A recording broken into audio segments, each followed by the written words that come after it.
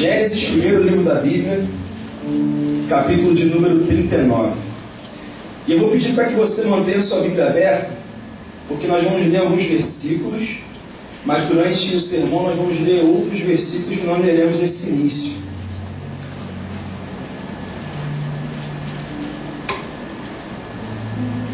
Tenho uma pergunta para você. Alguém aqui deseja viver 100% da manifestação de Deus sobre a sua vida? Tem alguém que deseja isso?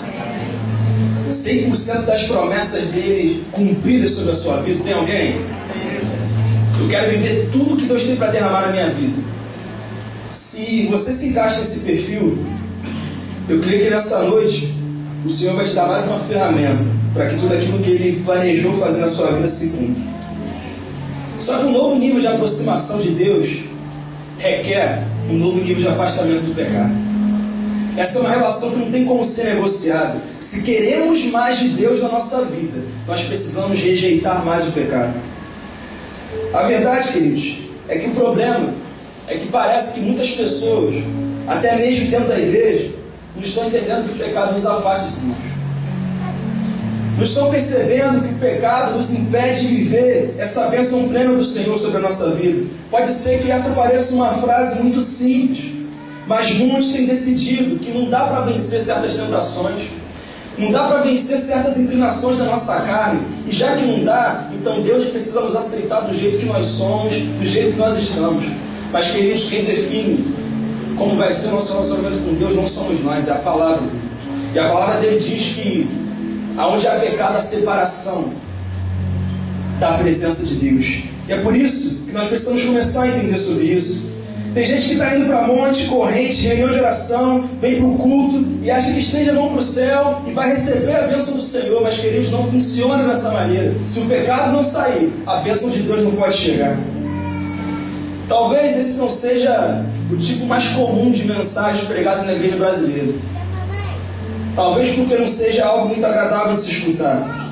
Mas, queridos, a verdade é que existe um padrão bíblico que eu e você precisamos viver para que tudo que Deus deseja fazer na nossa vida. Lá em Hebreus 12:14 está escrito assim: sem santidade ninguém verá Deus. E outras versões diz: sem a santificação ninguém verá Deus. Isso quer dizer que eu posso desejar 100% do que Deus tem para mim, mas se eu não estiver num processo em que eu quero me parecer mais com Jesus, essa plenitude não vai chegar nunca. E nós precisamos entender o que esse texto nos ensina. Quando conhecemos Jesus, muita coisa muda nas nossas vidas. Muda ou não muda? Nós deixamos de ser inimigos de Deus, deixamos de estar em guerra contra Deus e passamos a ser reconciliados com Ele em Cristo. E com isso deixamos de ser inimigos para nos tornarmos amigos. Em Jesus também, nós deixamos de ser criatura buscando uma relação com o Criador e nos tornamos filhos que buscam uma relação com o Pai. Nós somos ovelhas, Ele é o bom pastor. A verdade, queridos, é que em Jesus nós temos muitas mudanças acontecendo na nossa vida, mas tem uma coisa que não muda. Nós continuamos suscetíveis às tentações. Por mais cheios de Deus que estejamos, tentações fizeram parte do nosso passado, tentações fazem parte do nosso presente, e tentações vão fazer parte do nosso futuro. O problema é que nós não entendemos o que Jesus veio oferecer para a gente na cruz. A gente pensa que Jesus só ofereceu perdão sobre as nossas vidas, e por isso nós erramos, nos arrependemos, pedimos perdão a Deus e podemos recomeçar. Isso é tremendo, mas Jesus fez mais do que simplesmente perdoar os nossos pecados. Jesus oferece para nós vitória completa e absoluta sobre o pecado, e Ele nos oferece isso diariamente. Romanos vai dizer: o pecado não terá mais domínio sobre vós. A Bíblia vai dizer que não somos mais escravos do pecado. Queridos, quem nasceu de novo em Jesus não tem mais aquele DNA pecador de Adão. Agora o DNA é novo, é o DNA de Jesus, e Jesus é santo, é justo, é fiel e é reto. Eu não estou dizendo que nós deixamos de ser pecadores porque estamos em Jesus. Só estou dizendo que na presença dEle e conduzidos por Ele, nós podemos viver perfeitamente um dia a dia de vitória sobre o pecado. vai em 2 Pedro 2,19, está escrito assim: pois o homem é escravo daquilo que o domina. Então, se nós somos dominados pelo pecado, quem é que tem domínio sobre a nossa vida? De quem que nós somos escravos? Agora eu tenho outra pergunta para você. Que tipo de tentações você tem enfrentado? Que tipo de lutas você tem enfrentado? É importante que nós façamos uma diferenciação do que é aprovação e o que é tentação. A aprovação vem de Deus, ela nos faz sermos mais semelhantes a Jesus e ela vem para nos aprovar. Você está entendendo isso? Essa é a aprovação. Já a tentação vem do diabo, atua baseado naquilo que queremos, busca nos tornar parecidos com o diabo e vem para destruir a nossa vida. Tiago, no capítulo 1, versículo 13, vai dizer assim: quando alguém for tentado, jamais deverá dizer, estou sendo tentado por Deus, pois Deus não pode ser tentado pelo mal, e a ninguém tenta. Então, queridos, a tentação não vem de Deus. A tentação vem de um ser chamado diabo, chamado Satanás, que deseja destruir a sua vida. E a tentação é o caminho que ele encontra para isso. Ela aparece como isca, que logo atrás tem um anzol. Ela aparece como prazer, mas depois traz desgosto. Ela aparece oferecendo liberdade, mas depois te coloca numa jaula de medo, culpa e ressentimento. Ela aparece como vida, mas tem no seu interior o DNA de morte. Queridos, nós precisamos entender, mas nós temos vários tipos de tentação. E grande parte delas se resume a 3 questões: sexo, dinheiro e poder. Tentação material. Pessoas querem coisas, desde algo empoeirado até um carro de R$1 milhão. Um avião. Pessoas querem coisas e fazem tudo o que puderem para conseguir aquelas coisas. Se necessário, passam por cima de princípios e valores para que possam alcançar aquilo. Tentações pessoais. Gente que quer ter fama, poder. Não se satisfaz enquanto não tem poder, status, influência. Queridos, a verdade é que isso é uma realidade até mesmo dentro da igreja. Não digo dentro da igreja Atitude e Vitória, eu digo dentro da igreja de Cristo. Pessoas que querem poder, querem influência, querem ter autoridade, querem ter controle. E se for necessário mentir, se for necessário manipular, se for necessário ser alguém político que fala o que o outro quer ouvir, vai fazer. Por quê? Porque tudo que ele quer é poder, é influência, é fama. Tentação por autoridade. Tem gente que gosta tanto de falar que tem autoridade, passa uma formiga e fala, fica aí. Uma realidade. Tem gente que tem tentação por controle. Pessoas que querem controlar os outros, tudo tem que ser do jeito dele, do jeito dela. O marido quer controlar a esposa quer controlar o marido, o chefe quer controlar o empregado, todo mundo quer controlar. Chega uma hora que fica junto com alguém assim, se torna algo insustentável. Tentação pela sensualidade, desejo pelas pessoas, pelo corpo delas, pelo prazer que possam dar, e muitas vezes isso é lícito, porque está dentro do casamento, e outras vezes é ilícito, porque está fora do casamento. E por que eu pedi para você abrir nesse texto? Porque através do relato da vida de José, eu e você vamos poder tomar uma decisão nessa noite. No início eu perguntei se alguém aqui queria viver o melhor de Deus. E muitos levantaram. Quem levantou acho que estava tímido, porque não creio que exista alguém que não queira viver o melhor de Deus. E através da vida de José, a gente vai poder aprender como que nós podemos decidir de uma vez por todas, de maneira concreta, viver o melhor de Deus. Vamos ler a partir do versículo de número 1. José é assediado pela mulher de Potifar.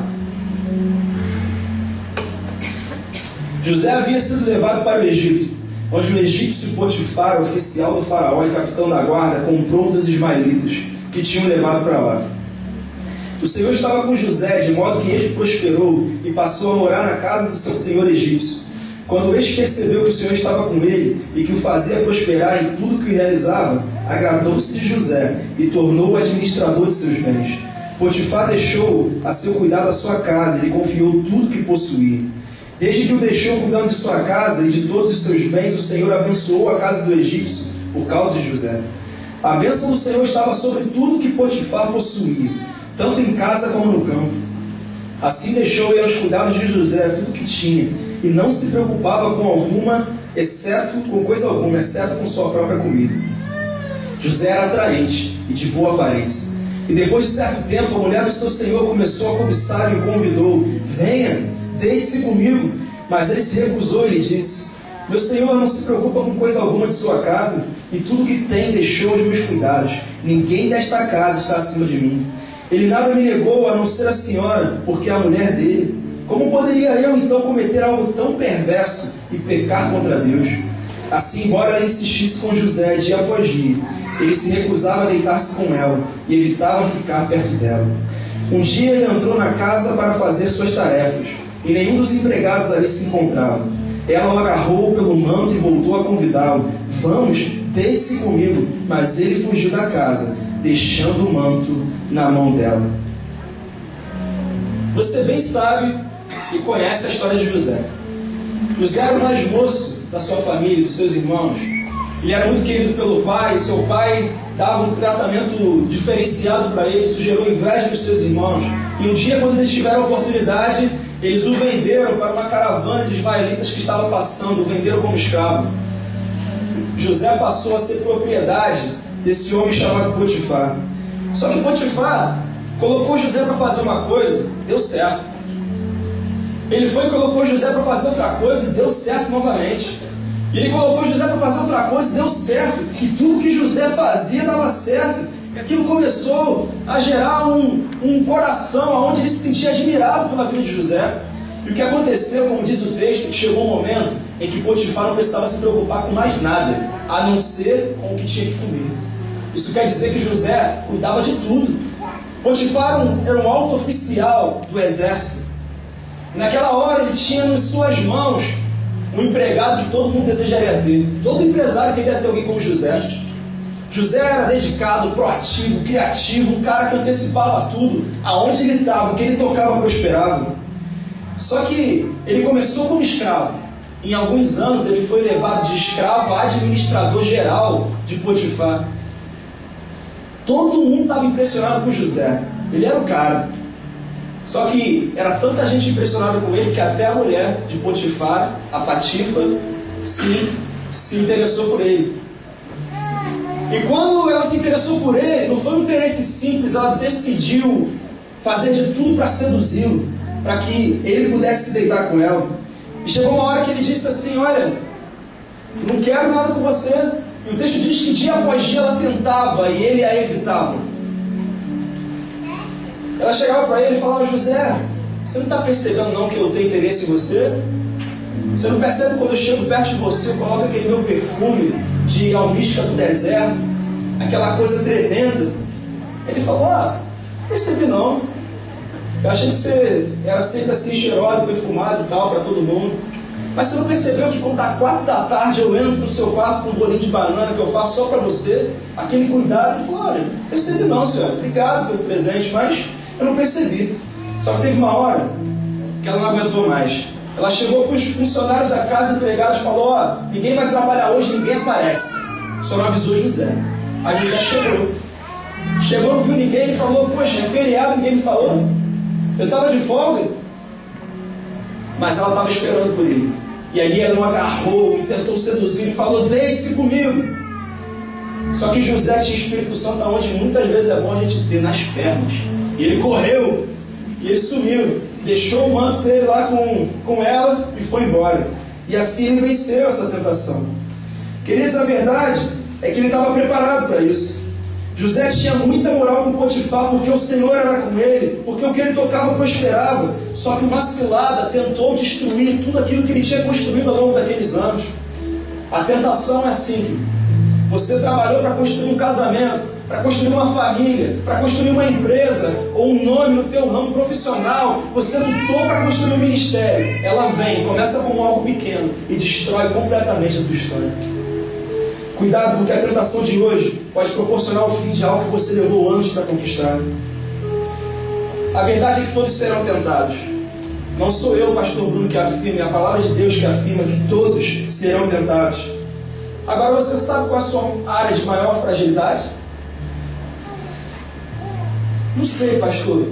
Então você tem problema com preguiça, porque é só pensar um pouquinho que você vai conseguir perceber qual é a tua área de fragilidade. Porque você precisa saber, porque o inimigo ele não vai naquilo que não te incomoda, naquilo que você não deseja, ele vai exatamente naquilo que você quer. Se você chegar aqui e colocar na minha frente todos os tipos de bebidas alcoólicas, uísque, vodka, vinho, eu não conheço direito, todos os tipos de drogas, cocaína, maconha, crack, falar: pastor, está à sua disposição. Isso para mim não vai fazer nenhuma diferença, porque eu não tenho nenhum desejo por essas coisas, eu não tenho nenhum anseio pelo álcool, não tenho nenhum desejo por esse mal que destrói a sociedade, não tenho nenhum, então isso não muda. Você pode colocar do jeito que quiser, porque isso não vai atrair minha atenção. Já outras pessoas já são muito atraídas, e se isso for colocado diante delas, elas já têm a tendência de ceder aquilo. Você sabe qual é a tua área de fragilidade? Porque esse é o primeiro passo para você decidir vencer a tentação. Você precisa conhecer o que te aproxima do pecado. Agora, o que nós podemos aprender com José sobre a decisão de vencer as tentações? Você está aí? Amém. Você está atento? Ou está preocupado com o resultado da eleição? Eu também estou, mas o Senhor está cuidando de tudo. Eu tive umas notícias ali, mas eu não vou contar para vocês não. Tá bom? Mas uma coisa eu sei, podem tentar fraudar, podem tentar fazer o que quiserem, mas o Senhor tem o controle da história. E assim vai ser sobre a nossa nação. Você crê nisso? Aplaude o Senhor por isso.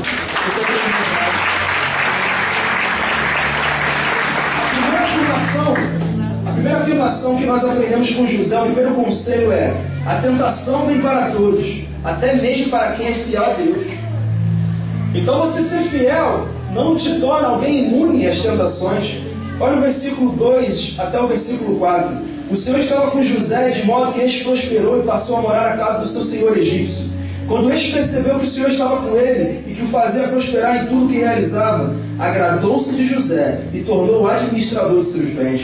Potifar deixou a seu cuidado da sua casa e lhe confiou tudo o que possuía. Queridos, José era um homem completamente governado por Deus. Ele era um homem cheio do Espírito Santo de Deus, alguém que surpreendia em tudo que fazia. Só que isso não impediu de ser tentado. Você pode ser um grande homem, uma grande mulher de oração, uma pessoa cheia do Espírito Santo, um grande líder, um avivalista, um pastor. Você pode ser até candidato a serafim, querido, mas isso não vai te tornar uma pessoa imune a ser tentado. Não vai. E a gente aprende isso com a vida de José. Queridos, meus amados, santidade, governo do Espírito Santo, cargo na igreja, nada disso te impede de ser tentado. Nós precisamos estar alertas. Aliás, Paulo vai dizer algo muito importante em 1 Coríntios 10. Ele vai dizer: aquele que julga estar de pé, cuide-se para que não. Então, por mais alto que você esteja, continue alerta, continue vigilante. Nós precisamos vigiar. Você lembra de Davi? Davi foi ungido rei muito novo. Ele foi ungido rei, mas não foi levantado como rei. Ele precisou esperar a conclusão do reinado de Saul para que isso acontecesse. Só que Saul, ele perdeu completamente o temor a Deus. Chegou uma hora que eles atacaram os amalequitas e a ordem do Senhor era para que eles destruíssem tudo, eliminassem todos, mas ele preservou alguns bois, algumas ovelhas e o rei Agag. Samuel chegou para ele e falou: olha, você tinha que ter eliminado tudo. Ele falou: não, mas eu fiz tudo que o Senhor disse para eu fazer. Quer dizer, eu fiz quase tudo que Ele disse para eu fazer. Mas, queridos, quando a gente faz quase tudo que o Senhor mandou a gente fazer, a gente não está fazendo o que o Senhor mandou a gente fazer. E é aí que a gente abre a brecha. E a partir daquele momento, o Senhor passou a reprovar Saul. E foram anos de reprovação. E Davi, que era temente ao Senhor, começou a se destacar. E o povo admirava Davi e rejeitava Saul. Saul começou a invejar Davi e decidiu então persegui-lo até que ele decidiu matá-lo. E chegou uma hora que Davi estava fugindo, entrou numa caverna com seus soldados. Quem entrou ali para fazer suas necessidades? Saul. O homem que queria matá-lo. Foi a oportunidade que Davi teve para conseguir poder, fama, influência, se tornar o rei. O que Davi fez?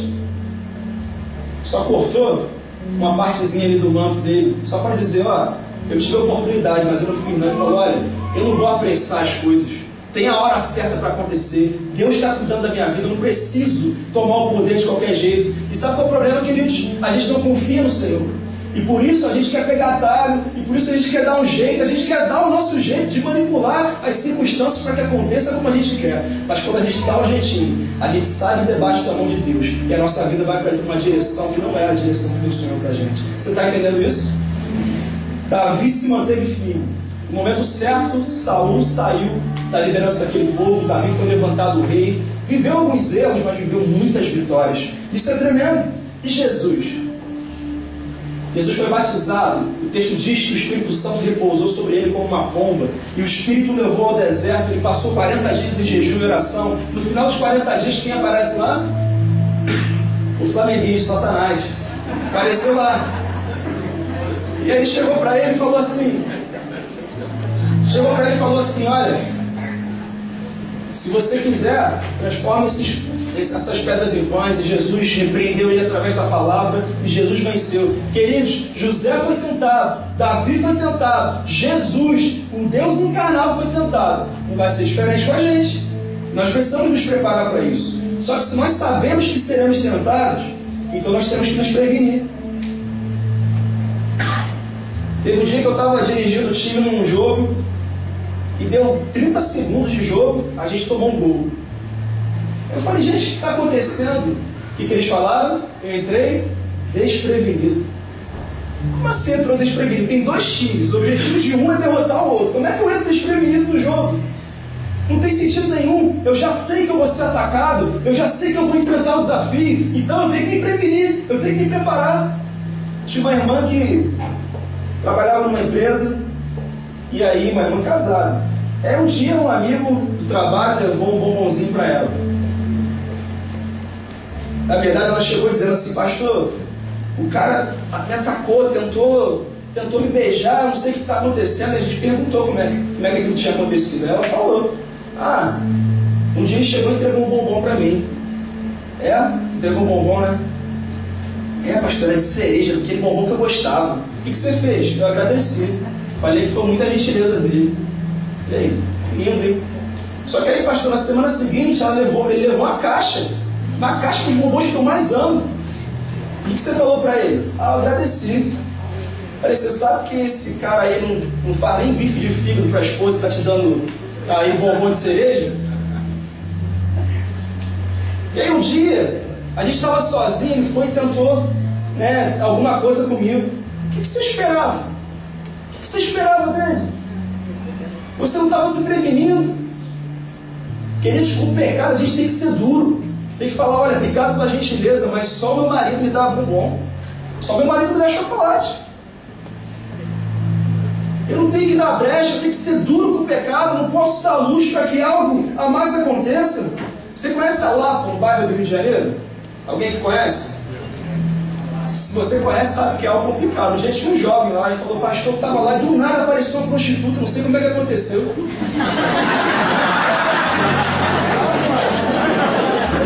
Falei, meu Deus, nunca tinha imaginado, né? Naquele lugar que podia se chamar inferno e aparecer uma prostituta.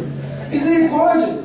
Aí o homem que tem problema com pornografia e masturbação, ele entra de madrugada, fecha a porta do quarto, não tem mais ninguém acordado, ele fica ali na rede social. Aí ele fala, poxa, pastor, aí levantou uma aba dizendo, festa no motel, clica aqui. Aí eu cliquei, pastor, aí eu cedi, aí eu caí. Eu falei, você achou que quando você clicasse ali apareceu o quê? O circo do Patati Patatá? A gente não se previne, gente. A gente não se previne. Se eu tenho dificuldade com algo, se a tua dificuldade é a pornografia, a masturbação, pega esse computador e bota no corredor do teu prédio. Mas não fica 1h no quarto fechado, com a sua esposa dormindo, com o seu filho dormindo, porque ali você é um prato cheio para Satanás vir destruir a tua família. A gente tem que se prevenir. A gente tem que se prevenir. Temos que nos prevenir, entender que estar bem com Deus não nos garante imunidade. Agora deixa eu te perguntar uma coisa. É mais fácil a gente cair quando está no chão ou quando está de pé? De pé. As tentações vêm em todos os momentos, mas a prosperidade é o momento mais favorável, porque é quando oferecemos maior risco para o reino das trevas. José estava abalando naquele momento. José era o cara naquele momento. E quando a gente está abalando, está crescendo, está rompendo, está prosperando, a gente baixa a guarda, a gente ora menos, a gente começa a vigiar menos. E aí que ele aproveita para destruir. Sabe por quê? Porque quanto mais cheios nós somos de Deus, mais preocupação o inferno tem com a nossa vida. Porque nós estamos mais preparados para destruir as obras que eles querem tanto concretizar nessa cidade, na nossa família e aonde a gente está. A gente precisa entender isso. Os momentos de vitória podem ser os momentos de maior tentação, porque é quando começamos a pensar que somos os caras. Se as coisas estão mal agora, esse é o momento de se apegar a Deus, para que quando a vitória chegue, você já esteja com Ele, amém? Se apega a Ele, querido. Agora tem algo muito importante que o versículo 6 nos ensina. Ele diz assim: assim deixou ver aos cuidados de José tudo que tinha, e não se preocupava com coisa alguma, exceto com sua própria comida. José era atraente e de boa aparência. Queridos, tem coisa que você que é feio não compreende. Brincadeira, gente, brincadeira. Nós trocamos a porta aqui, tá? Nós trocamos a porta e colocamos um detector de feiura. Então, se você entrou porque você é lindo, tá? Você é uma preciosidade, tá bom? Só para descontrair que tá um pouco pesado aqui a palavra, né? Mas vamos em frente. José, além de bem sucedido, ele era boa pinta. Porque homem não fala que o outro homem é bonito, fala que é boa pinta, né? É assim que funciona. Ele tinha aquele porte, aquela aparência, aquele sucesso, fizeram todo o caminho para que ele fosse alvo de tentações. O seu sucesso, a sua beleza alcançada na academia, no botox, no silicone, às vezes tem mais investimento do que na tua vida espiritual. Eu não sou contra você investir na tua saúde, na tua aparência, sou contra isso, não, teu marido merece. Marido também vista, cuide de si mesmo, isso é importante mais. Mas o problema é que às vezes nosso foco está tão voltado para isso, que a gente consegue lembrar a última cirurgia plástica que nós fizemos, a última aula da academia que nós fizemos, mas não conseguimos lembrar a última vez que nós entramos no nosso quarto, o Senhor falou com a gente. A última experiência que nós tivemos com Ele. O último momento que Deus te usou para fazer algo sobrenatural acontecer. Nós temos que tomar cuidado para que isso não seja aquilo que irá desencadear a destruição da nossa família, do nosso ministério.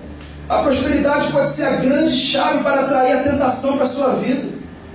Thomas Carinho, ensaísta escocês, uma vez disse: a adversidade às vezes dura com um determinado indivíduo, mas para um homem que consegue suportar a prosperidade, há centenas que conseguem suportar a adversidade. Sabe o que isso quer dizer? Resistir no meio da dificuldade é mais fácil do que resistir no meio da bonança. A gente precisa tomar cuidado com isso. Se você está num momento muito bom, ministerial, profissional, se apegue ainda mais ao Senhor, porque é nessa hora que você se torna um alvo ainda maior. Mas além de entendermos que, independente de como estamos, nós seremos alvos de tentação, existe uma segunda verdade, um segundo conselho. Nenhuma tentação é maior do que podemos suportar. Olha o que vai dizer nos versículos 8 e 9. Mas ele se recusou e lhe disse: meu Senhor não se preocupa com coisa alguma de sua casa, e tudo que tem deixou os meus cuidados. Ninguém desta casa está acima de mim. Ele nada me negou, a não ser a senhora, porque é a mulher dele. Como poderia eu então cometer algo tão perverso e pecar contra Deus? Essa desculpa que às vezes a gente dá, olha, não dava para resistir, não dava para aguentar. Isso não é verdade, Deus. Porque a Bíblia vai dizer que nós somos tentados, mas não além daquilo que podemos suportar. E nós aprendemos com José que sim, as tentações vêm, mas nós conseguimos suportá-las. E algumas pessoas dizem assim: mas aquela mulher devia ser meio feia. Não era não, querido. Aquela mulher era esposa da mais alta patente do exército. Se tinha uma mulher que ia no salão toda semana, era ela. Se tinha uma mulher que ia no spa todo mês, era ela. Se tinha uma mulher que ia para a academia todo dia, era ela. Se tinha uma mulher que só comia comida que o ortomolecular receitou, era ela. Era ela. Era um mulherão. Era um mulherão. Mas mesmo assim José resistiu. Mesmo assim José resistiu. Queridos, se você ficar olhando para a tentação que está na sua frente, você tem que tomar cuidado com isso. Porque José naquele momento ali, se ele ficasse ali pensando: será que vale a pena? Se ele ficasse ali mais um minuto, ele não resistia. Se você ficar olhando o que pode ganhar, acaba por esquecer o que pode perder. Tome cuidado. Tome cuidado. Tome cuidado com isso. Ah, pastor, mas se eu vou aceitar, eu vou ter mais influência, eu vou ter mais poder. Se você ficar olhando para a influência ou ganho momentâneo que você pode ter, não vai reparar na vergonha que pode passar. Deixa eu te dizer uma coisa: Satanás não tem solução definitiva para ninguém. Satanás age através de sofismos. Você sabe o que é sofismo? é uma meia-verdade que tem um final de morte. Foi assim que ele agiu com Jesus no deserto. Ele chegou, olha, se tu és mesmo filho de Deus, dá ordem para que essas pedras se tornem pães, e assim você pode comer. É mentira que se Jesus era filho de Deus, ele podia transformar a pedra em pão? Não, é verdade. Só que não era a vontade de Deus. E aliás, se Jesus comesse aquelas pedras que ele transformou em pão, depois de algumas horas ele teria o quê? Fome novamente. E assim é o pecado. Parece que resolve a nossa vida, mas algumas horas depois a gente está com fome novamente. E ele sempre vai fazer a gente ir mais longe do que a gente estava disposto a ir. Sempre vai fazer a gente ir, a gente pagar mais do que a gente estava disposto a desembolsar. E no final vai destruir a nossa vida. Ah, querido, sofisma foi o que a serpente também tentou usar com Eva no jardim. Chegou para Eva e falou assim: olha, pode comer desse fruto sim. Deus só não quer que você coma porque você vai ser conhecedora do bem e do mal. Era mentira que ela seria conhecedora do bem e do mal? Não, era verdade. Só que porque Eva acreditou nisso, sofreu destruição, morte para toda a sua família. Hoje, quando nós lembramos dela, nós não lembramos de maneira positiva. Ah, queridos, nós temos que tomar cuidado com isso. Uma noite de prazer para anos de sofrimento, uma maleta de dinheiro para anos sem dormir. Meus amados irmãos, nós precisamos estar alertas. Diga não para o pecado e Deus dirá sim para os seus sonhos. É assim que funciona. Pague o preço, se prepare para que no tempo determinado por Deus você colhe o fruto da sua obediência. E você vai colher. Vai valer a pena. Vai valer a pena. Uma vez um membro de uma igreja chegou para o pastor e falou: pastor, tem uma oportunidade muito grande. Isso foi na nossa igreja do Rio. E a gente perguntou para ele que oportunidade era essa. Ele falou: é para vender cigarro. A gente falou assim: olha, a gente não quer nem saber quanto você vai ganhar. Diz não agora, porque não vale a pena enriquecer fazendo algo que depois você vai se arrepender. Queridos, isso é tão sério que esse pode ser o grande detalhe que pode separar você de viver ou não viver o plano que Deus tem para a sua vida. Nós precisamos buscar a Deus, precisamos ser mais inteligentes também nisso. José era bonitão, era forte, estava longe da família, não tinha ninguém para controlá-lo. Só que a questão dele não era com as pessoas, era com Deus. Só que hoje, a gente é filmado onde a gente está. Todo mundo está vendo o que está acontecendo. Você vai em qualquer lugar, faz uma viagem lá para a Austrália. Eu tenho certeza que se você ficar lá mais de 15 dias, vai aparecer alguém, ou que te conhece, ou quem conhece alguém que te conhece. É ou não é verdade? Um dia desse saiu na mídia, um dia desse que tem tempo, né? Um homem chegou para sua esposa e seus filhos e falou: ó, eu vou viajar a trabalho, rezem por mim que vai ser um desafio. E foi. Só que não foi viajar a trabalho, ele foi viajar para Barcelona com a amante dele. Não sei se você viu isso na mídia. E aí ele decidiu ir com a amante dele para o jogo do Brasil. E ele estava lá com ela. E beija aqui, abraça ali, uma festa só. Até que chegou uma hora que a câmera, que às vezes pega aqueles momentos do jogo, assim, né, da torcida, dos espectadores, filmou ele. Só que não filmou assim de longe, que dá dúvida, assim, será que é, será que não é? Focou direto neles. E aí os filhos e a esposa estavam no sofá assistindo o jogo do Brasil. Aí o filho chegou para a mãe e falou: ué, aquele ali não é o papai? Mamãe, que mulher é aquela? Sabe por quê, queridos?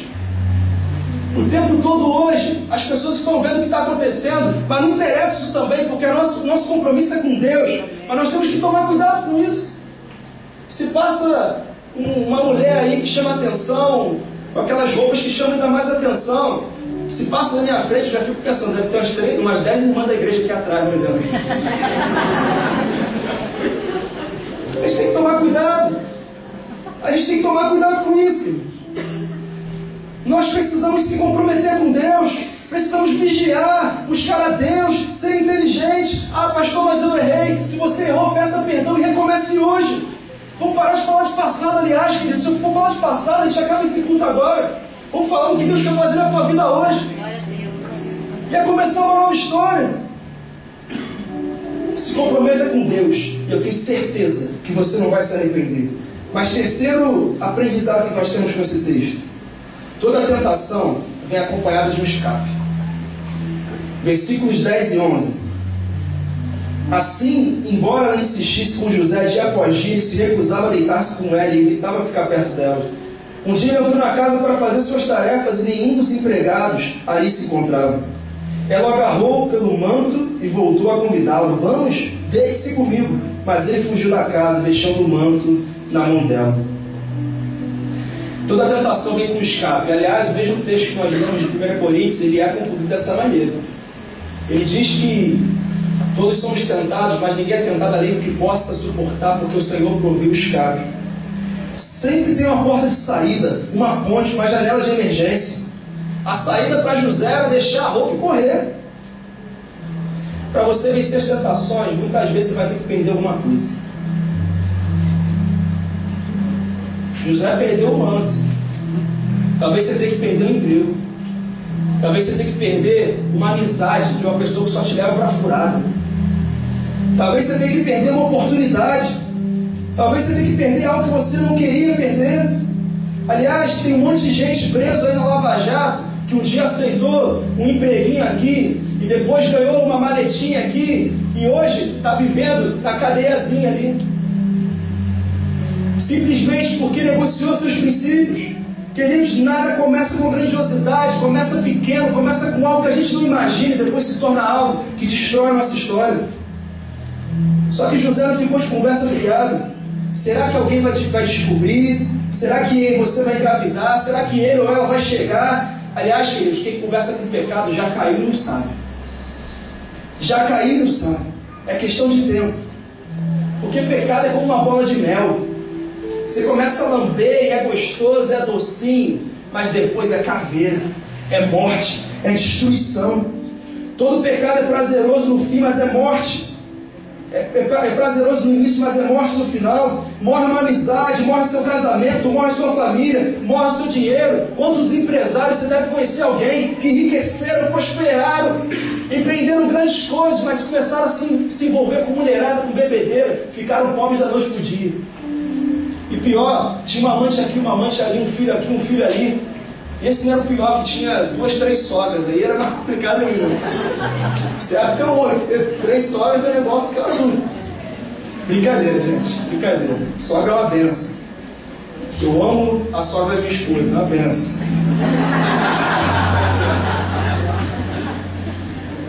A gente tem que entender isso, querido. A gente tem que entender isso. A gente tem que parar de negociar. Ei, deixa eu te dizer uma coisa. Nós somos os campeões. Nós somos os mais que vencedores. Nós temos em nós o Espírito Santo. Se nós caímos, ok, nós caímos e levantamos. E vamos parar de falar de queda, porque quem fala de queda é um diabo e ele é um acusador. Já Deus é o Deus do recomeço.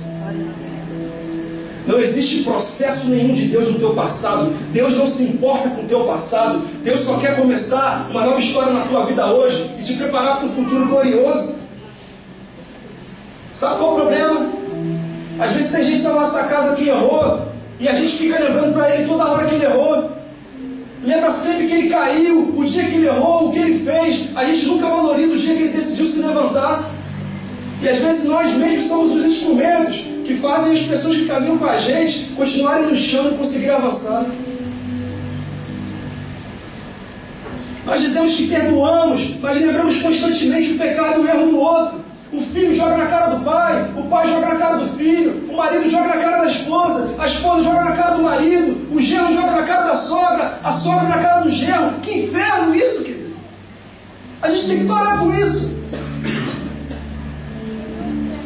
Nós temos que trazer o céu para a nossa casa. Se tem uma coisa que o céu derrama quando ele chega, é perdão. Deus é o Deus da segunda, da terceira, da quarta, da quinta, da milésima chance, se for necessário.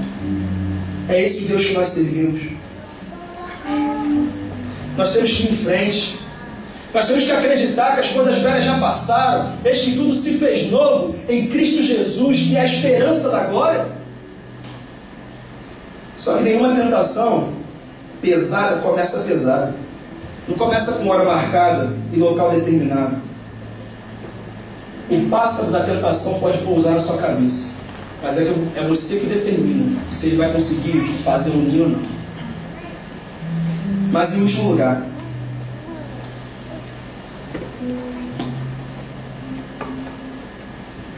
seja firme em resistir às tentações, mesmo quando as coisas parecem estar dando errado. Versículos de 16 a 20. Ela conservou o manto consigo, até que o senhor de José chegasse a casa.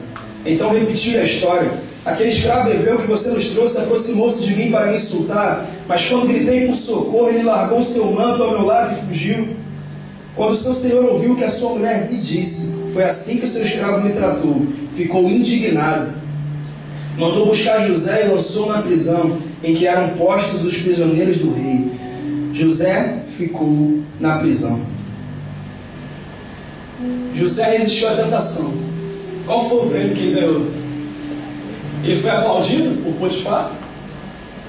José foi elevado aos céus pelo Senhor? Ele recebeu uma viagem para Disney? José foi para a cadeia. José foi para a cadeia. Ele foi para a cadeia por ser fiel, por ser leal. Ele abriu mão da comida boa para comer a comida da cadeia. Ele deixou os aplausos para ser motivo de chacota.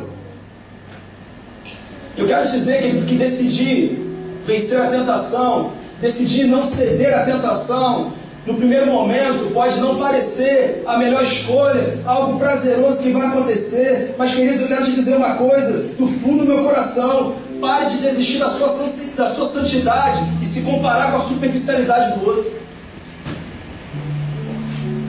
Para. Ah, pastor, eu sou fiel, eu estou passando dificuldades, o outro não quer nada com Deus, está prosperando, está avançando, eu me guardo para o casamento, ela não se guarda, já casou, tem 3 filhos, a coisa não está acontecendo. Pastor, eu não estou crescendo na minha profissão, o pessoal fica em cima do chefe, fica o tempo todo, toma uma bebidinha sexta-feira à noite, fica naquele grupo social, eu não fico, e as coisas não acontecem. Queridos, para de manchar a tua santidade por causa da superficialidade do outro. O que parece ser prosperidade pode ser a maior falência na vida dessa pessoa. Porque crescimento longe da presença de Deus vai terminar em morte. Vai terminar em morte. Aquilo que parece a maior vitória pode ser o maior inferno na vida. Crescimento gerado pelo pecado longe da mão de Deus termina em morte. Não existe a menor possibilidade de Deus abençoar a sua vida se você não decide deixar o pecado. Mas não existe também a menor possibilidade de Deus não abençoar a sua vida se você decidir largar o pecado. A obediência antecede a bênção. A obediência antecede a honra de Deus. Não duvide. Um dia José se tornou governador de todo o Egito, mas ele passou pela prisão antes. E passar pela prisão não é fácil. A prisão são as dores que nós temos na nossa vida, os traumas. A prisão são os conflitos que nós vivemos. A prisão é aquilo que grita na nossa alma, são as palavras que nunca imaginamos escutar de quem mais amamos, mas nós vamos vencer. Deus nos dará a vitória, porque Deus é fiel. Deus é fiel. Deus é fiel, Ele sempre foi fiel ao seu povo. Não existe nenhuma orientação que Deus nos dá que não vai produzir bênção para a nossa vida. Nós precisamos entender isso. Toda desobediência vai produzir morte. Por mais que no primeiro momento pareça maravilhoso, no final é caminho de morte. Sabe o que você tem que fazer hoje com essa palavra? E chegar em casa, abrir tua gaveta, e você que é homem solteiro, pegar aquelas camisinhas e jogar fora. Você que é mulher que toma anticoncepcional para não engravidar e é solteira, você tem que pegar isso aí e jogar fora. Você tem que se descadastrar de tudo o site que você está cadastrado, que tirava para perto do pecado. Você tem que chegar para aquela pessoa que talvez você tenha se aliançado e que te faz negociar certos princípios para que você prospere, para que você cresça e falar: olha, até aqui tudo bem, mas agora acabou. Agora eu vou servir o meu Senhor. Eu quero viver o melhor dele. Eu quero viver o melhor dele. É isso que você tem que fazer, querido. E sabe por que você vai fazer isso? Porque eu nunca vi um justo mendigar o pão.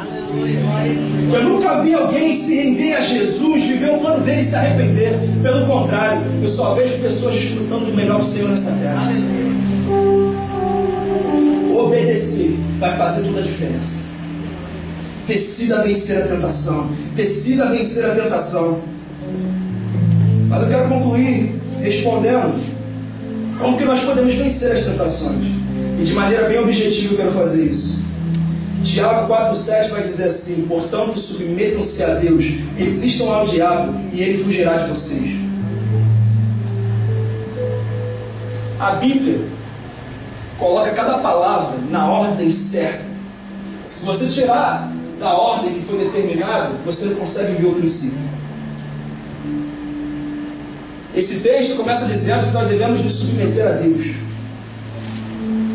E o problema é que a gente não consegue vencer a tentação, sabe por quê? Porque a gente fica no ringue batalhando com o pecado, brigando: hoje você não vai me vencer, hoje você não vai me vencer. Quando a palavra de Deus diz: ei, sai do ringue, se sujeite a Deus, se submeta a Deus, busque a presença dele. Pastor, como que eu posso fazer isso? O primeiro passo é reconhecer que a sua vida tem que mudar. E você fala para Deus: Senhor, eu estou vivendo longe do teu caminho, e a partir de hoje eu quero viver o teu caminho para a minha vida. Esse é o primeiro passo. Pastor, mas eu não consegui vencer nada ainda. A gente não começa já pelo final, a gente começa pelo início. Então nós começamos primeiro decidindo. A partir desse momento eu convido Jesus para ser Senhor da minha vida. E depois que isso acontece, algo sobrenatural começa a acontecer dentro de mim. Eu começo a desejar novas coisas, eu começo a me alimentar de novas coisas, eu começo a rejeitar certas coisas que eu sempre desejei. Isso começa a acontecer naturalmente. Eu começo a buscar o Senhor, o Espírito Santo começa a falar comigo, eu vejo Deus falando comigo na palavra. Eu vou para a célula, eu me junto a pessoas que estão no mesmo caminho, a pessoas que têm a mesma fé, que têm o mesmo objetivo de vida. Eu começo a me fortalecer. E sabe o que o texto diz sobre isso? Que depois que você faz isso, o que acontece é que quem é que foge? O diabo. Submetam-se a Deus, resistam ao diabo, e ele fugirá de vós. Quando você está cheio de Deus, as propostas desse mundo perdem o seu valor.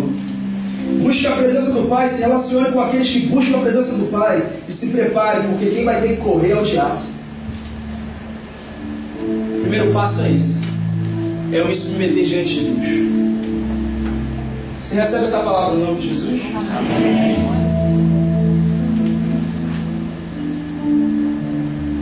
É tão simples a gente viver o melhor de Deus. É tão simples a gente entender que é Deus que está falando com a gente. É tão simples a gente entender que Deus nos ama, que Ele tem um plano para a nossa vida. E o plano dele nunca foi talvez você enfrentar certas consequências que enfrenta hoje por causa de uma vida longe dele. O plano dele foi: eu tenho algo perfeito, um caminho perfeito para te conduzir. Eu tenho provisão para toda necessidade que você tiver. Eu tenho resposta para toda pergunta que você fizer. E eu tenho uma vida eterna que as coisas desse mundo não podem dar para você. Só tenho uma pergunta nessa noite.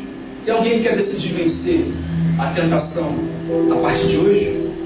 Tem alguém que quer dizer: olha, pastor, eu, como todos, enfrento muitos desafios, mas agora eu estou entendendo. Agora eu estou entendendo qual é o caminho. Tem alguém aqui que também quer começar uma nova vida com Jesus? Quer recomeçar a caminhada? Ou talvez quer começar uma caminhada com Ele? Eu falei que era uma pergunta, mas fiz 3, né? Então a primeira é: se você quer decidir vencer as tentações hoje, você se coloca de pé, por favor.